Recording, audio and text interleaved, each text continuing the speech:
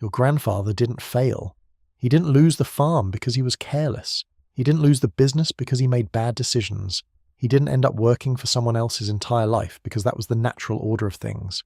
He lost because the system that was supposed to serve him had already been quietly rearranged, decades before he was born, to make sure the money his labour produced would end up somewhere else. And the man who rearranged it made sure your grandfather would never be taught what had actually happened. His name was John D. Rockefeller, and this is the story they remove from every classroom in America. Act 1. Before we get to what was taken, you need to understand what actually existed, because the history you were taught skips this part almost entirely.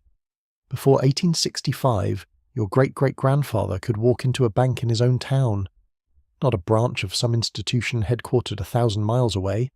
Not a building with a corporate logo and a phone number that connects to a call centre. His own town's bank. Owned by people he knew. Run by someone whose family had farmed the same county for 3 generations. There were 1,466 of these banks across America in 1863. Each one issued its own currency. Each one made its own lending decisions based on relationships, not formulas. A farmer who had worked his land honestly for 20 years could walk in and get a planting loan from someone who had watched him do it. No credit score, no algorithm, no approval from a committee in New York that had never heard his name. The money those banks lent out came from the community, and when it was repaid, with interest, it stayed in the community. It funded the next farmer's loan, the next craftsman's workshop, the next family's first home. The wealth that ordinary Americans produced largely stayed in the hands of ordinary Americans. Henry George understood this better than anyone. His book Progress and Poverty sold 3 million copies in the 1880s, more than any book in America except the Bible. He documented what this system meant for ordinary people in precise and careful detail. He wrote that a community that controlled its own banking controlled its own economic future. His book was in every schoolroom in America by 1890. By 1905, it had quietly disappeared from the curriculum entirely. We will come back to why. But before we get to what ended this system, I want to ask you something. Did your family ever own land, or a business that was lost somewhere between your great-grandparents' generation and your own? Not because of anything they did wrong, just gone. Leave it in the comments. Because what you're about to hear may be the first explanation you've ever been given for why that happened. Act 2. In April of 1861, the country divided. Abraham Lincoln needed money on a scale that had never been assembled in American history, and there were men in London and Paris who were perfectly willing to provide it, at 24 to 36% interest annually. Lincoln understood what those terms meant. A nation that borrowed its survival from private banking houses at 36% would emerge from that crisis permanently indebted to those houses.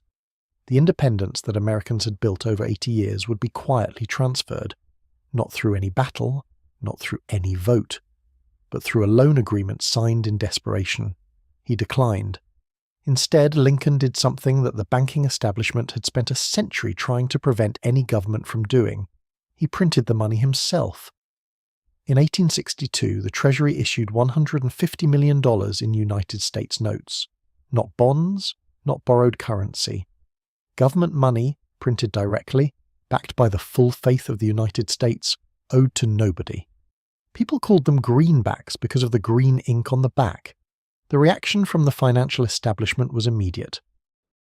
The London Times, the voice of the British banking world, published an editorial that year that is remarkable to read today. It warned that if America could fund its own government, without borrowing from private banks, every other government on earth would follow. It called Lincoln's monetary approach more dangerous than anything happening on any battlefield. It stated directly that the privilege of creating money must be returned to the banks, or the existing order would not survive. The London Times was not concerned about civilization. It was concerned about who controlled the money supply. Lincoln did not finish his second term, and within the same year he was gone, Congress passed the law that ended community banking in America forever. Act 3. The National Banking Act of 1863 was sold to Congress as an emergency funding measure. Most of the men who voted for it understood it that way. It created national banks. It established reserve requirements. It created a federal regulator. These provisions were openly debated. The clause that ended 1,500 local banks was not. In 1865, Congress passed a single amendment. 10% federal tax on every note issued by a state-chartered bank. Just read that again slowly. A 10% tax on every dollar a local bank printed. At the time, a well-run local bank earned between 6 and 8% profit annually. A 10% tax did not reduce those profits. It made the entire operation mathematically impossible. To stay open and keep issuing currency, a local bank would have to lose money on every single note it printed. The congressional record is clear that this was fully intentional. The tax was designed specifically to force local banks to either convert to national charters or close. The stated reason was a uniform national currency, but the unstated outcome, which the men who wrote the clause understood completely, was the permanent removal of every locally owned banking alternative in America. Here is what happened next. 1863, 1,466 local banks. 1868, 247 in 5 years. Not because they made poor decisions, not because their communities stopped needing them, because a tax clause made their survival impossible. 1,200 community banks.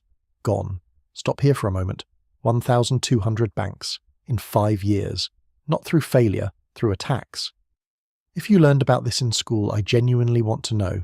Leave a comment and tell me what they taught you, because I have never once met anyone who was taught this.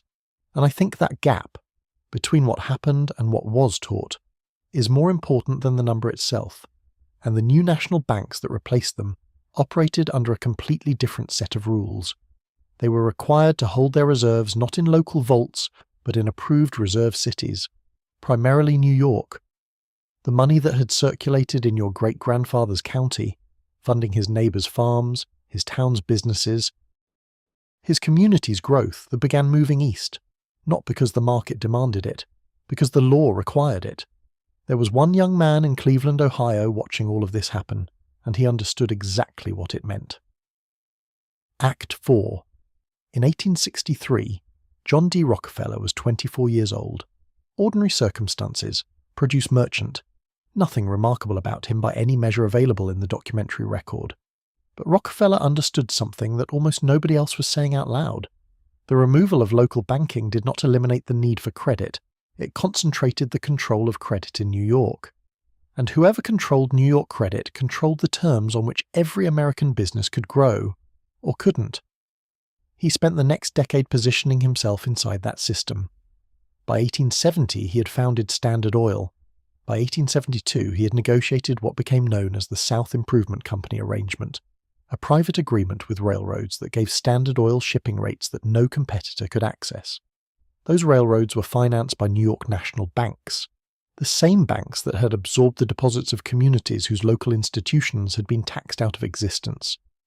The congressional investigation that finally examined Standard Oil in 1911 documented the full mechanism.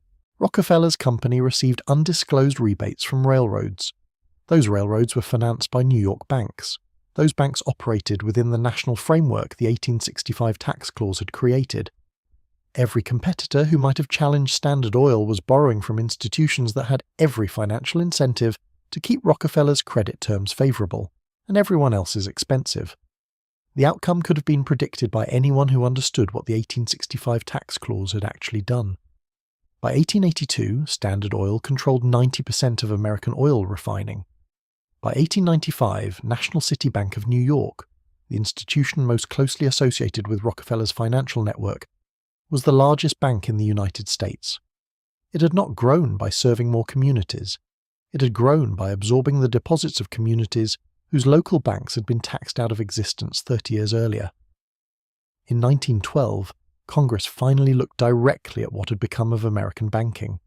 The Pujo Committee spent months taking testimony from the most powerful financial figures in the country. What they found was not a free market. It was a system in which 18 financial institutions, controlled by a network centered on J.P. Morgan and John D. Rockefeller, held 341 directorships in 112 corporations worth $22 billion in 1912 dollars. The committee's final report named it directly a money trust, not built through superior performance, built through the systematic removal of every alternative that ordinary Americans had previously been able to use. Senator Robert La Follette of Wisconsin had said the same thing on the Senate floor 4 years earlier. Fewer than 100 men controlled the credit of the United States. He named them. He cited the figures. His colleagues did not call him extreme. They told him he was correct. A senator stood up in Congress, named the men who controlled American credit, cited the figures, and his own colleagues confirmed he was right. And then nothing changed. If that pattern feels familiar, if it reminds you of something happening now, tell me in the comments. I read every one. And the connections people are making down there are things I haven't even written about yet. Act 5. Here is the part that should make you pause. None of what I just told you is difficult to find. The National Banking Acts are public documents at the Library of Congress. The Pujo Committee report is in the Congressional Archive. The FDIC publishes the historical bank statistics that show exactly what happened between 1863 and 1868. Henry George's book is still in print. Every piece of this history has been sitting in public archives for over a century, available to anyone who goes looking. So why didn't your teacher explain it? In 1902, 37 years after the 1865 tax clause ended local banking, John D. Rockefeller established the General Education Board. His family ultimately contributed $180 million to it.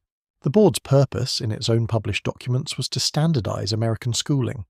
His advisor, Frederick Gates, wrote in 1906 that the aim of education was to produce in the child a perfect knowledge of what he ought to do and a will to do it. Not to ask why, not to understand how the system around him had been built, to know what he was supposed to do, and to do it without friction. The economic history that explained what had happened to local banking, the history Henry George had written, the history that prairie farmers had organized entire national movements around, the history that teachers like Edna Morse in Osage County, Kansas, were still teaching their students in 1901, the year she was let go, was not included in the standardized curriculum. No dramatic announcement, no public debate. It was simply never added. By 1920, an American student could finish 12 years of school and never once encounter the 1865 tax clause, never read the Pujo Committee report, never understand why the town their grandparents grew up in no longer had a bank that anyone in that town actually owned.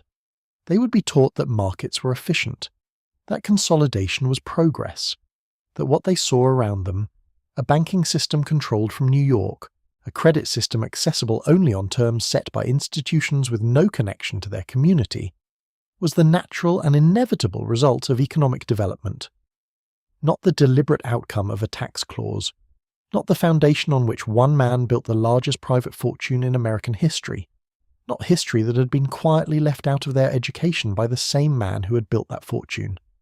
The man who ended local banking in America also funded the schools that made sure the next generation would never learn that local banking had existed. That is not a coincidence. That is a strategy. Your grandfather didn't fail. The bank his father used wasn't closed because it was badly run. It was closed because a single line in a tax amendment made it impossible to operate. The men who wrote that line understood exactly what it would do. The congressional record shows they said so openly. The community that lost that bank never received an explanation. What they received was a different bank. One headquartered in New York, one whose directors had never set foot in their county, one that would look at their loan application the same way it looked at every other application, by formula, from a distance, through people who would never know their name. The 1,200 banks that closed between 1865 and 1868 do not appear in any memorial. The farmers who lost access to local credit, the craftsmen who lost their financing, the communities that lost their financial independence, they appear in the historical record only as a data point in tables economists use to describe the consolidation of American banking. Consolidation. That is the word they chose. What consolidated was the power to decide who in America could borrow money, on what terms, and for whose benefit. What was lost was the possibility that an ordinary American family could conduct their financial lives within a system that had any structural reason to care about them. That loss did not begin with the Federal Reserve in 1913. It did not begin with the financial crisis of 2008. It began in 1865, in a tax amendment, in a single clause, written by men who understood its consequences and passed by men who largely did not. Rockefeller was 24 years old when it passed. He spent the next 50 years building everything that clause made possible. The national crisis ended. The clause remained, and the banks never came back. What your grandfather experienced as personal failure was the designed outcome of a system built before he was born, by a man who also made sure he would never understand why. That is the history they left out, and now you have it.